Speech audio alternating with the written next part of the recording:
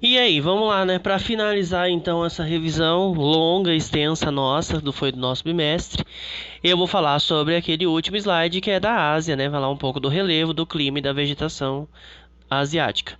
E aí, primeiramente, peço desculpa pelo meu vizinho que é uma criança, ele tá berrando ali no quintal, tá? Feliz ele que tá se divertindo, né? A gente não. Mas enfim, vamos lá. Gente, e aí o que vai acontecer? Na quarta-feira, amanhã, eu vou falar sobre aquele capítulo dos grandes rios na aula, tá bom? E aí a nossa revisão tá feita, tá? E aí é sucesso, parte pro abraço, tira 10. Então vamos lá, Ásia. Bom, a Ásia é um continente cujas terras estão localizadas na sua maior parte no hemisfério norte, né? E ela é banhada pelo Oceano Ártico ao norte, pelo Índico ao sul e pelo Pacífico ao leste, tá? E a oeste ela faz fronteira com a Europa e com a África. Então, tá aí a nossa Ásia, tá? Um continente gigantesco, enorme, tudo bem? Bom, quais são as características então lá desse continente? Ela é o maior continente do mundo, tem cerca de aproximadamente 44,5 milhões de quilômetros quadrados, tá? Nos seus pontos extremos, no eixo leste-oeste, né? Ao leste vai ter o Estreito de Bering e ao oeste vai ter a cadeia do Cáucaso e os Montes Urais, tá? Que é o que vai separar a Europa da Ásia, tá? Além dos mares Cáspios, Egeu, Negro e o Mediterrâneo, tá? São as fronteiras naturais da Ásia aí. Ao norte, a Ásia ela é banhada pelo Oceano Glacial Ártico, que é um dos oceanos, quer dizer, que é o oceano mais frio, né, do globo. E no sul ela é banhada pelo Índico e pelo Pacífico. Bom, as zonas térmicas, então, né, como a gente está falando sobre toda essa questão da geografia física, né, as terras da Ásia, ela é um continente que está dentro das três zonas térmicas, tá? Da tropical, da temperada e da polar. Então, quer ver? Olha lá. Porque ela é uma extensão, né, por ter uma extensão territorial muito grande, ela consegue abranger as três zonas térmicas. Tudo bem? Bom, relevo lá na Ásia, né? São dois grandes conjuntos de cordilheira que podem ser destacados. Primeiro vai se estender da Anatólia até o Pamir, compreendendo as montanhas do Cáucaso, os montes Zagros, o Hindu Kush, o Colima e o Himalaia. Tá? A outra linha de cordilheiras é formada pelos montes Urais pelas montanhas da Nova Zembla. Ao sul existem planaltos e planícies importantes, tá? Como o planalto da Arábia, do Irã e do Deccan, e as planícies da Mesopotâmia e os vales do Indo-Mekong. Essa parte do relevo, gente, não vai cair na prova, não vai cair nada dessas coisas, pode ficar tranquilo, do relevo da Ásia, tá? É só mais por questão de a gente ter uma curiosidade de conhecer mais o continente também, pra gente entender, afinal de contas, né? A vegetação, o clima e relevo, elas sempre estão junto quando a gente vai estudar. A região central é ocupada pelos planaltos do Tibete e da Mongólia, as estepes do Cazaquistão, perdão, e do Quirguistão, o deserto de Gobi e as planícies do norte da China. Ao norte, a região é composta pela planície siberiana e pelo planalto do Colima. Bom, o Himalaia, então, trouxe foto dele, né? Como eu tinha falado. Aqui uma imagem da Índia, porque ela conseguiu reduzir, né, o índice de poluição. Então, eles conseguiram voltar a enxergar o topo do Himalaia. Os Montes Urais, que é o lado oeste da Ásia, né? O lado esquerdo, que divide, então, Europa do lado esquerdo e Ásia do lado direito. Planalto do Tibete.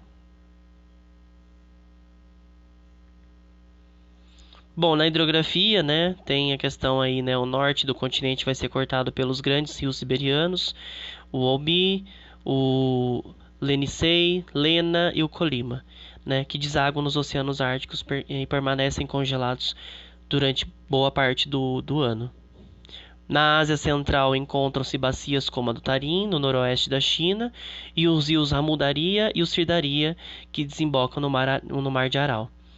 Nas regiões meridionais e orientais localizam-se os maiores e mais importantes rios asiáticos: o Amarelo, o Yangtze na China e o Brahmaputra, o Ganges e o Indo na Índia. Essa parte de hidrografia já está entrando na próxima aula, que vai ser os grandes rios do mundo, tá bom? Então, no Oriente Médio, os rios mais importantes, né, como sempre, desde o início de tudo, Tigres e Eufrates. Tigre, né, não Tigres, perdão. Bom, aí eu trouxe duas imagens mostrando... Opa, perdão, volta.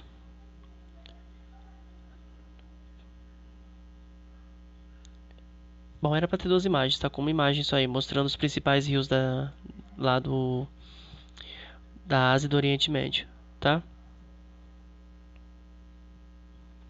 Clima lá, então, há 4 tipos de clima: o siberiano, mediterrâneo, desértico de monções. O siberiano ele vai se estender por toda a faixa norte, se caracterizando então pelos longos invernos, então toda aquela região da Rússia ali e tudo mais. Na região do litoral predomina o clima mediterrâneo. Já no interior do continente o clima é desértico, muito quente e seco durante o dia e gélido à noite. O regime das monções determina as condições climáticas então das regiões meridionais e orientais. Então o clima siberiano, né, vai estar no extremo norte da Ásia,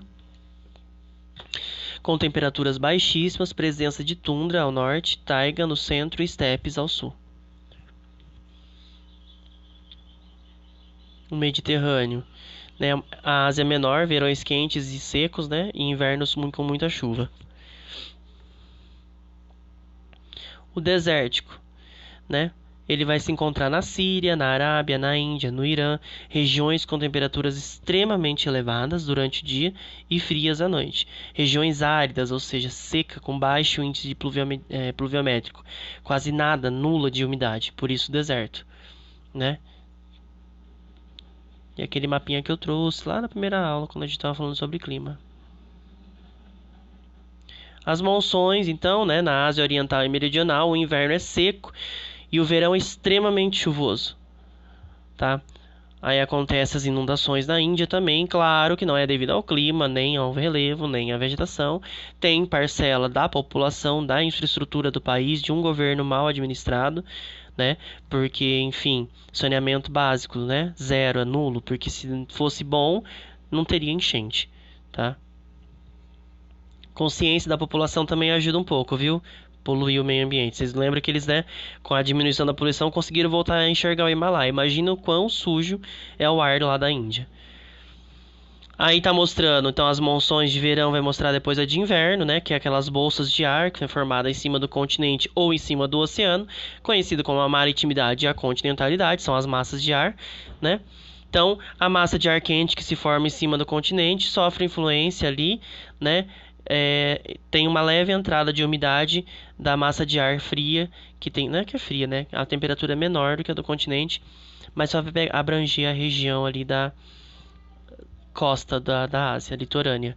E no inverno acontece o oposto, né?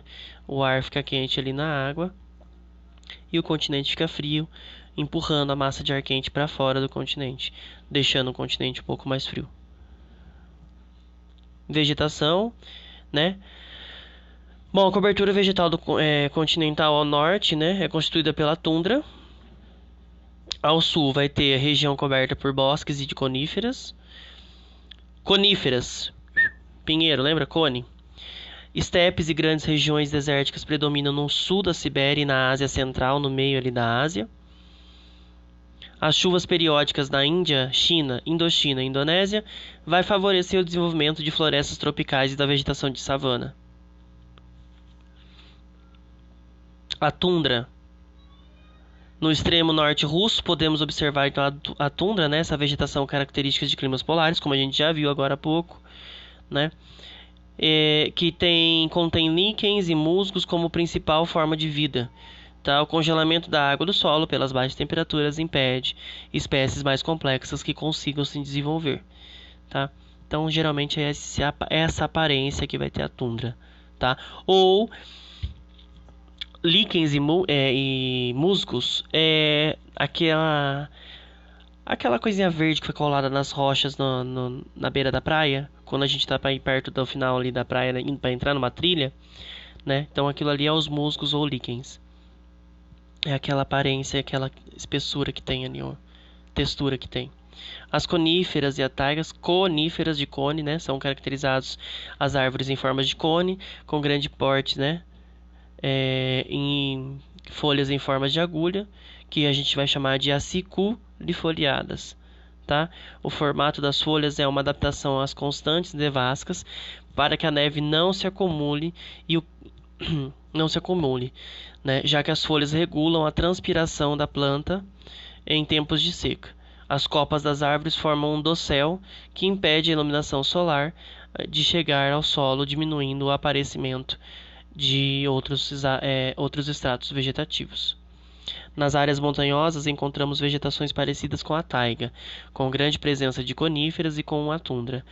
Isso ocorre porque as montanhas asiáticas alcançam grandes alturas, né, e portanto baixas temperaturas. Então tem uma foto no inverno e uma foto no verão, tá? Os estepes e as pradarias, né, são caracterizados pelas gramíneas, né, de grande estatura, chamados a chegando a 2 metros pelo baixo índice pluviométrico. As pradarias são formações de vastos espaços abertos, não contendo as árvores de tamanho significativo ou mesmo não contendo nenhum tipo de formação vegetal diferente das gramíneas, servindo em muitos casos como formas de pastagem. É um campão, tá? Mediterrânea, esse tipo de vegetação vai apresentar, né, um estrato arbustivo bem presente, que em muitos lugares é praticamente intransponível para grandes mamíferos. Possui também uma presença significativa de pequenas árvores, pequenos arbustos, né? Tá vendo aqui na encosta do morro, tá? E floresta tropical e deserto. O semiárido asiático vai englobar então grande parte do Oriente Médio, sendo então uma área de transição entre o deserto e a floresta tropical. Ao leste, as estepes, né, ao leste e as estepes que vai estar sendo encontrada ao norte. Essa região apresenta uma vegetação xerófita, adaptada ao clima seco, de troncos grossos e raízes profundas e cactíceas. No Oriente Médio, a parte da Mongólia, vamos encontrar então desertos que possuem poucas plantas adaptadas ao clima severo, possuindo poucas folhas, pequeno porte e metabolismo voltado para o acúmulo da água. Então aqui a floresta tropical e a região desértica, tá? E é isso, pessoal. Eu vou parar agora, acabou. Quarta-feira, na aula online, nós vamos conversar sobre o capítulo dos grandes rios. Quem tiver dúvida ainda pode estar tirando dúvida, vai ser uma aula para isso. E a prova vai estar tranquila, de boinha, tá bom? Então é isso. Beijo, muito obrigado. Desculpei os enroscos. Até mais, pessoal. Se cuidem.